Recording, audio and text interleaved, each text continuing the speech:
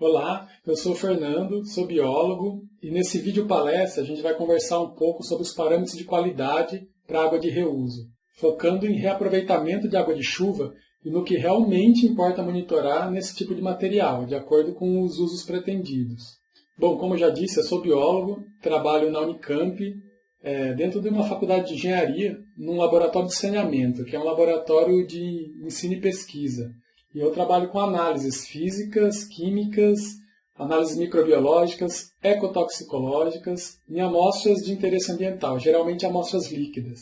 Eu quero aqui primeiramente agradecer o convite do Diego, o Diego Rosa, e parabenizar esse pioneirismo dele em estar falando de reuso de uma forma livre, de uma forma aberta, totalmente acessível. Isso é muito importante porque, principalmente depois aí da grande escassez hídrica pela qual o país passou, principalmente a região sudeste do Brasil, muitas alternativas foram implementadas para reuso da água de chuva por muitos cidadãos brasileiros. Acredito que devia aparecer no YouTube, sei lá, acho que uns 10 vídeos por dia, cada um com soluções caseiras que o indivíduo inventava, de estocar, de coletar essa água de chuva, estocar, deixar ali armazenada para depois lavar o piso da casa, o quintal, lavar o carro e, por que não, até beber essa água. E quando uma demanda pública surge forte assim, isso convida a gente a fazer uma reflexão e uma verificação séria das alternativas que essa utilização da água implica, A gente tem que verificar se essas alternativas são seguras à população. Então, iniciativas como essa aqui do Diego, que deve ter trabalhado muito, e eu sei que ainda está trabalhando muito para deixar esse evento rodando, redondo, é muito louvável e rara, porque conhecimento técnico ambiental não é uma coisa que está sendo veiculada muito aí de forma online. No LabTube, que é um projeto paralelo que eu e meu amigo Giovanni, a gente está tocando, um projeto de criar videoaulas para ensinar as pessoas a fazerem as análises ambientais de forma correta no laboratório, a gente está percebendo a lacuna de conhecimento nesse formato mais assimilável que são os eventos online. As videoaulas relacionadas à área ambiental, à área laboratorial, e uma oportunidade para a gente, produtor de conteúdo, de divulgar aquilo que a gente aprendeu e que a gente quer compartilhar com os outros para a gente aprender mais ainda. Então fica até o final dessa palestra comigo, mas no final eu vou mostrar uma novidade ainda, a gente não lançou, a gente está criando parte de um curso online e eu vou mostrar um pedacinho desse curso que ainda não foi para o ar. Então vamos lá para o computador para a gente falar sobre os parâmetros de qualidade na água de reuso. Vamos lá. Mas então, falando em reaproveitamento de água, quando eu quero estudar sobre água de reuso, tem alguns documentos que eu recomendo a gente se basear. Essas duas resoluções do Conselho Nacional de Recursos Hídricos, praticamente elas não mencionam, na verdade, sobre os parâmetros laboratoriais, os parâmetros de qualidade de água. Mas elas são importantes para a gente entender a base conceitual e normativa sobre a água de reuso. Então a gente vai passar rapidinho aqui sobre elas. Os livros do PROSAB também. PROSAB, para quem não conhece, é um programa de pesquisa em saneamento básico, é um programa do governo federal, da FINEP, que é do Ministério de Ciência, Tecnologia e Inovação. E eles têm lançado diversas publicações, que são livros para você baixar em PDF, eles estão gratuitos. Só você digitar no Google PROSAB, você já vai encontrar a página da FINEP, onde você tem à disposição para baixar os livros que são os resultados dessas pesquisas, feito por uma equipe multidisciplinar, várias universidades juntos. Você vai encontrar livros sobre os temas de águas residuárias, resíduos sólidos, água de abastecimento. Então vale a pena dar uma olhada se você não conhece esse material. E o livro do tema 5 é muito interessante. Inclusive o Luciano Zanello, do IPT, que está participando desse congresso online também, ele é um dos autores desse livro, que fez parte do PROSAB, e eu tive o prazer de conhecer o Luciano lá na Unicamp. A gente chegou a trabalhar mais ou menos na mesma época, um período, e só deixar registrado aqui que eu admiro muito o trabalho dele e já aprendi bastante com ele. E a norma técnica da ABNT, NBR 15527, de 2007, que é um documento controlado, mas ela é muito interessante também que seja verificada. Bom, essa é do Conselho Nacional de Recursos Hídricos, a número 54, de 2005, ela estabelece modalidades, critérios e diretrizes gerais para a prática de reuso direto não potável da água e dá outras providências. Modalidades para reuso direto não potável. Quais seriam essas modalidades? Agrícola, ambiental, industrial, uso em aquicultura e utilização urbana. O artigo 2º traz algumas definições. O reuso de água nada mais é do que a utilização de água residuária. Tá? De alguma forma, com algum processo, com algum tratamento, você vai reutilizar, você vai estender o tempo de vida útil dessa água que já foi tratada um dia, virou uma água residuária, e antes de descartar numa rede coletora ou no curso d'água, a gente vai fazer um reuso. Tá? Então, isso é o reuso de água. Definição de água de reuso: água residuária que se encontra dentro dos parâmetros exigidos para a utilização de acordo com a modalidade pretendida. Então, aquelas modalidades que a gente falou. Eu quis frisar aqui, achei interessante, né, esse artigo de número 10 da resolução, porque ele fala que deverão ser incentivados e promovidos programas de capacitação, mobilização social e informação quanto à sustentabilidade do reuso. E aí eu ressalto aí a iniciativa do Conchuva, né? Esse congresso ele está fazendo a parte dele dentro desse artigo, embora esse artigo diz em relação à responsabilidade governamental de estar fazendo esses programas de capacitação, mas o Conchuva não deixa de ser uma iniciativa que vem nesse sentido. Ela é ampla, ela é aberta, ela está ocorrendo agora gratuitamente. E aqui, com certeza, a gente está focando nesse aspecto sanitário da água. E a Resolução 121 de 2010 estabelece diretrizes e critérios para a prática de reuso direto não potável de água na modalidade agrícola e florestal, e definida na Resolução número 54. Novamente, o artigo 2º. O artigo 2º é sempre interessante, dessas resoluções da CNRH. Ele diz que as características físicas, químicas e biológicas para a água em todos os tipos de reuso para fins agrícolas e florestais deverão atender os limites definidos na legislação pertinente, mas a gente não sabe que legislação é essa, qual é a legislação pertinente. Coloque-se aí na resolução, esperando que seja definido mais para frente, e a gente não tem isso ainda. E novamente no artigo 9º dessa resolução traz que os métodos de análise para a determinação dos parâmetros de qualidade da água e do solo, eles devem atender às especificações normativas. E nessas resoluções a gente não encontra. Bom, o livro do PROSAB, né, da rodada 5 do PROSAB, tema 5, que é de uso racional de água e energia, ele traz na página 226 o seguinte, vamos ler junto aqui. Não existe legislação, normalização ou conhecimento consensualmente aceito no meio técnico brasileiro para descrever objetivamente, por meio de valores de parâmetros físico-químico-bacteriológicos, a qualidade das águas para cada uso não potável, ou ainda classes de águas para grupos de usos não potáveis.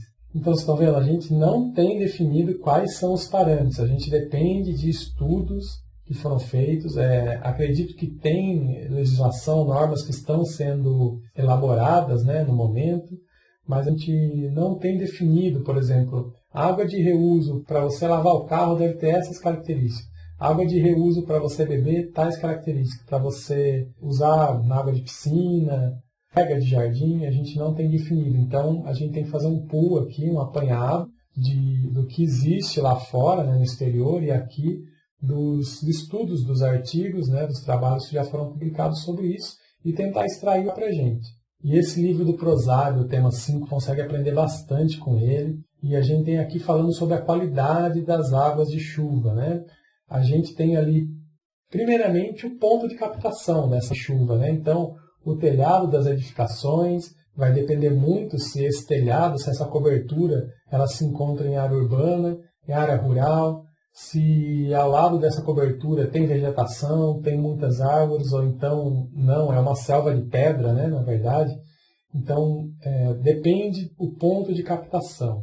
O escoamento superficial, então, como se dá o escoamento dessa água quando ela atinge a cobertura, né, o telhado, e como que ela escoa, né? Porque, na verdade, quando ela cai, ela chega lavando os resíduos que se encontram ali naquela cobertura. Imagina que ficou tempo sem chover e você tem um acúmulo natural de resíduo nas coberturas das edificações e aquela água, quando cai, ela sai lavando ali poeira, fragmento vegetal, micro-organismos, toxinas, porque o ar atmosférico é muito poluído, materiais que se soltam das coberturas, né? Então pedaços, né? Ou fragmentos pequenos dos materiais, das telhas, e micro-organismos também, que são provenientes das excretas de animais, né? Então, aves ou outros animais que podem frequentar as coberturas e elas podem conter micro-organismo patogênio. Então, a gente vai percebendo que não basta só reservar a água de chuva, deixar ali num galão e a gente utilizar quando bem entender, porque se você tem, de repente, um gato, né, uma gata jovem que ficou prenha em cima do telhado e, de repente, ela está contaminada com toxoplasmose, essa água vem, lava e traz os cistos do protozoário e ele é muito resistente, né? Ele vai ficar água e de repente pode ter alguma ingestão acidental quando estiver fazendo uso dessa água para uma lavagem de piso, na verdade. Então é por isso que a gente está discutindo esse tema do reaproveitamento de água nesse evento, né? A gente quer transformar esse comportamento de reutilização de água em uma coisa segura, porque a gente não quer que isso seja uma aventura, uma coisa inusitada, de alguém que, olha, só pensou e fez um sistema aqui diferente, mas você sempre fica com medo de usar aquela água. Então, é preciso colocar segurança para que isso torne-se assim, uma coisa banal e que a gente sinta-se confortável de utilizar, né? Em relação ao material particulado e micro-organismo que essa água lava quando atinge a cobertura, podem também causar odor desagradável, além de riscos à saúde de níveis desconhecidos. O sistema de tratamento, né, porque ele pode ser bem simples, né? O sistema de tratamento pode ser apenas desinfecção, que ela pode ser de baixo custo, né? Uma cloração simples. A gente tem aí hoje sistemas muito tranquilos para desinfecção de água, né? Pastilhas de cloro, tal, e a reservação dessa água, né? Como que ela vai ficar estocada, por quanto tempo, em quais condições. E aí recomenda-se para reuso de água de chuva, uso não potável. Após as primeiras chuvas, né? Então descarte das primeiras chuvas, ou então água de primeira chuva, né? Como chama aqueles minutos iniciais de uma água que cai, né, após a estiagem, ou então meio milímetro de chuva até 2 milímetros de chuva já seriam suficientes para considerar essa primeira água que deve ser descartada, porque ela vem muito carregada de material particulado, de sujidades, né, das coberturas. E um uso não potável, então, não visando a água de beber, porque isso dá bem mais trabalho, encarece o procedimento. E daí você tem que tratar essa água de reuso como se fosse tratamento de águas cinzas, né? Na verdade, você tem que empregar não só uma desinfecção, como geralmente acontece na água de chuva, mas realmente filtros, né? Garantir que a água tem uma turbidez muito baixa para entrar nos parâmetros da portaria do Ministério da Saúde, que é sobre potabilidade de água mesmo. Em regiões de grande escassez hídricas, vai se falar em reuso de água de chuva até chegar a uma qualidade de potabilidade. De acordo com o livro do Prozab, recomenda-se para reuso de água de chuva, uso não potável, tá? E com desinfecção. Quais seriam esses usos não potáveis, então? A rega de jardins, gramados, áreas verdes, descarga de vasos sanitários, limpeza de pisos e pátios, lavagem de automóveis, água de reserva para combate de incêndio, e para utilização em processos industriais, dentre outros usos aí que a gente pode estar enumerando. Então a gente estava falando ali que o destino a ser dado para a água de chuva é o reuso com desinfecção, né, para a gente fazer um uso não potável. Por que então precisa dessa desinfecção? Para que ela é necessária, né? Bom, aí é devido ao risco de uma eventual contaminação do usuário, principalmente em caso de um contato primário, né, nos usos que envolvem contato primário, que poderia ocorrer por uma ingestão acidental. Então você está usando aquela água para lavar o piso e de repente está ali com o rodo, vassoura e espirra, né? E você acaba engolindo. Às vezes nem percebe, né? Então uma ingestão acidental. inalação por bioaerossóis, então bio, né, de micro-organismo, estando ali naquela névoa, né, de água e partícula, que geralmente você pode utilizar essa água que você estima estar segura, né, e é uma água que está contaminada, uma água de chuva, que você vai utilizar com VAP para lavar o carro, você pode, de repente, aspirar os aerossóis. E penetração em mucosa, né, mucosa. A pele, quando está íntegra, ela é uma proteção física, né? Você não pega doenças através da pele íntegra, mas se você tiver uma lesão tecidual, aí é complicado, você pode estar tendo contato com algum agente infeccioso presente numa água não devidamente tratada. O que nos alenta é que esse método de desinfecção ele pode ser simples e de baixo custo.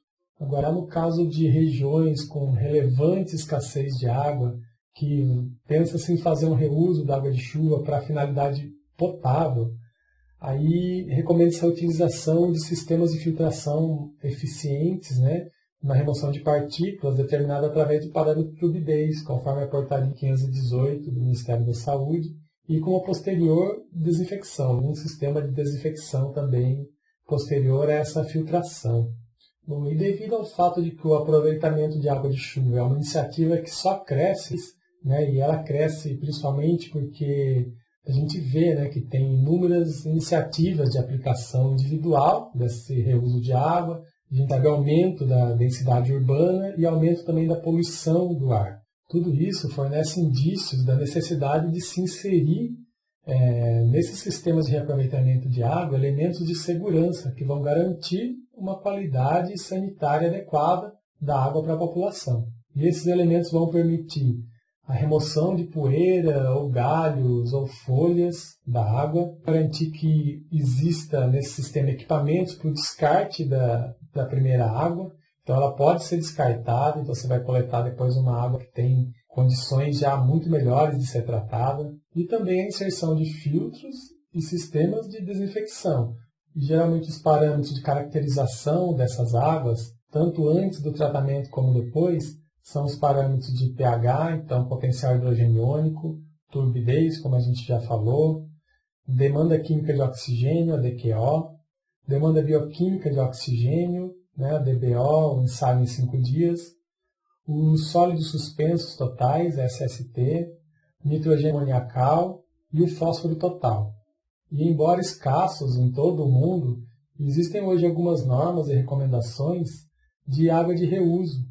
Vou mostrar aqui a tabela para vocês, eu não sei se dá muito para ver, isso aqui ficou pequeno, mas aqui embaixo a gente circulou, né, em relação ao Brasil, isso aqui seria uma reutilização de água para reutilização na bacia sanitária.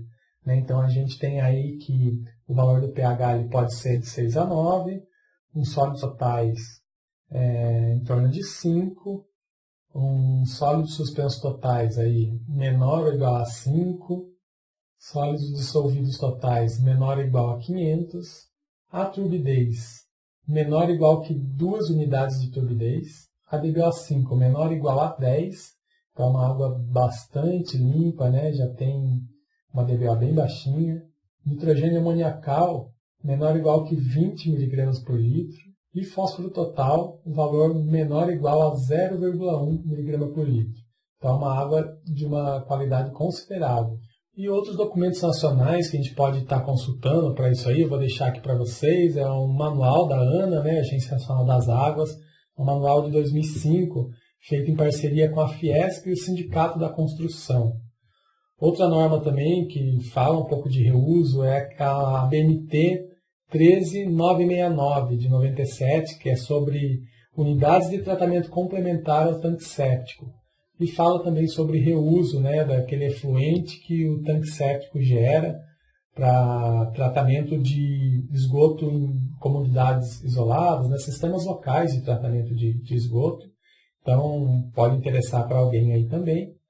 E em relação à norma técnica NBR 15527, ela normatiza o aproveitamento de água de chuva coletada em telhados. No item da norma que fala de qualidade de água, ela diz que os padrões de qualidade eles devem ser definidos pelo projetista de acordo com a utilização prevista. E para usos não restritivos, ele pede para utilizar os parâmetros da tabela 1 desse documento da ABNT, né? E ali a gente tem que coliformes totais e coliformes termotolerantes, eles precisam estar ausentes em 100 ml dessa água. Então, é o mesmo requisito da portaria 518 de potabilidade de água, né?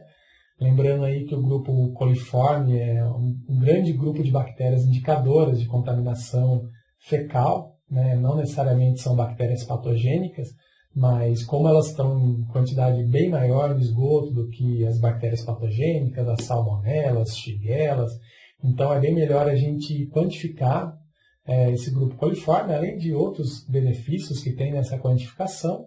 É um grupo bastante conhecido já, então tanto os coliformes totais quanto os termotolerantes, né, que seria aqueles coliformes fecais, que hoje em dia não se utiliza mais esse termo, e sim coliformes termotolerantes, que são aqueles que, de acordo com a metodologia que é utilizada, de tubos múltiplos, eles toleram uma temperatura mais elevada, ali entre 45 graus Celsius.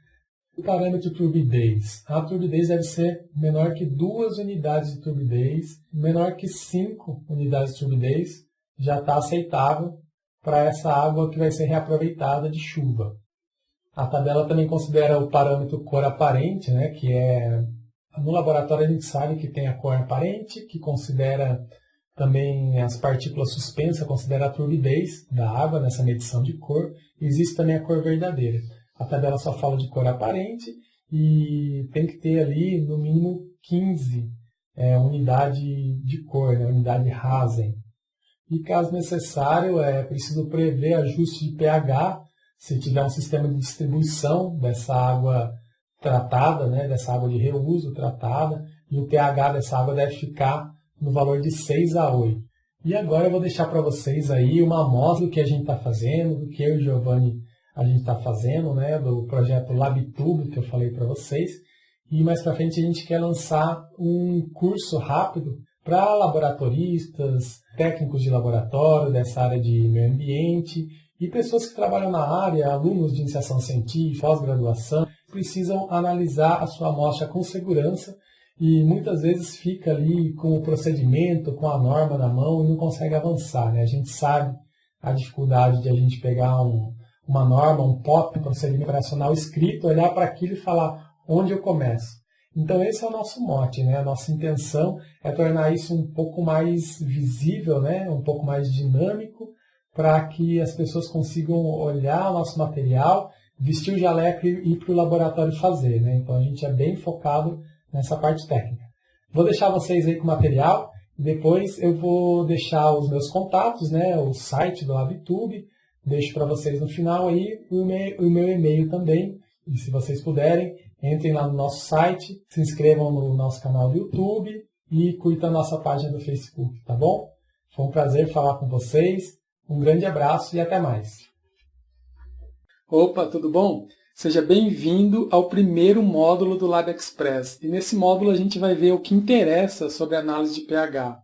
Eu vou falar para você sobre a importância desse parâmetro do pH e logo na sequência a gente vai ver o princípio do método. Depois a gente entra na calibração do eletrodo, né, ou sonda de pH, e logo depois vamos fazer então a medição do pH numa amostra ambiental.